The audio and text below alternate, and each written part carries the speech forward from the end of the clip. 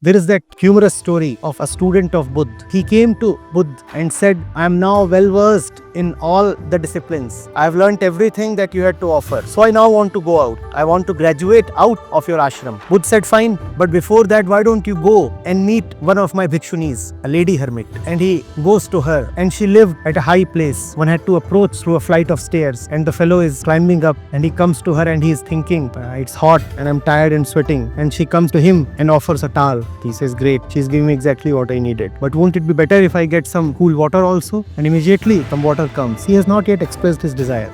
He says, good luck. Everything that I am wishing for is coming to me. So she says, why don't you just sit down and relax? So he sits down and relaxes for a while, and then he thinks, it's time for some food now. But what food can this lonely woman offer me? And within the next few minutes, she comes in with exactly the kind of food he could have hoped for. Now he starts feeling a little something. What's going on? The moment he thinks what's going on, she says, no, nothing is going on. You just enjoy your food.